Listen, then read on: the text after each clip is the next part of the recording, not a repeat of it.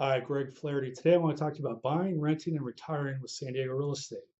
So, no secret, we've had a retirement crisis looming for a while now, and it's not getting any better.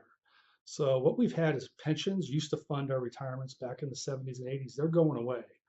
Currently, only 13% of private sector employees have a pension. The other vehicle is 401k retirement plans.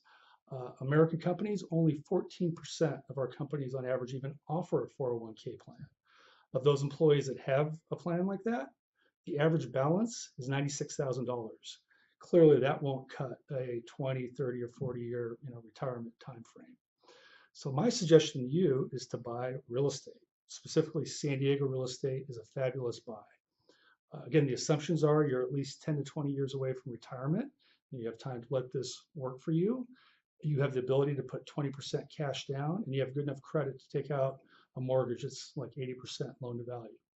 So I suggest you look for good properties in the San Diego coastal zone if you can, or in really good school districts.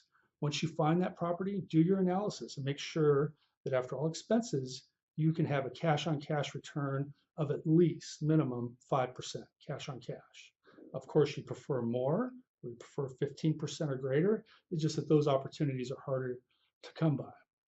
Okay, so here are my top 3 reasons why you should be buying rental real estate in San Diego or anywhere for that matter.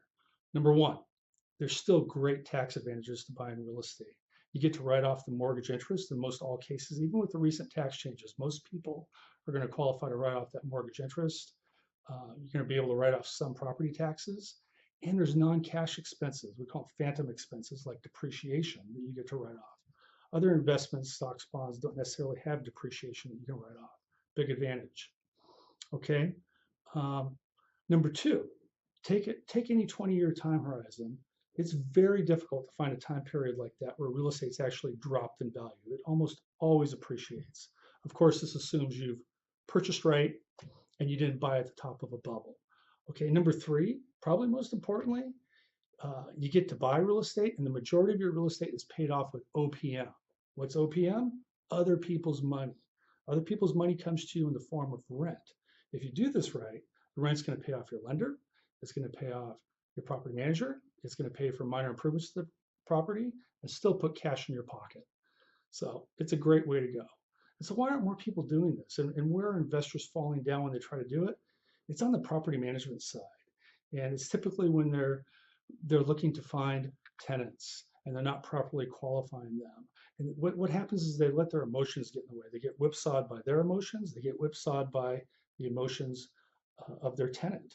So my suggestion to you is when you're penciling this out, make sure you put a line item in there for professional property management. Professional property management almost always pays for itself in terms of higher rent, lower vacancy, lower expenses, and a better bottom line.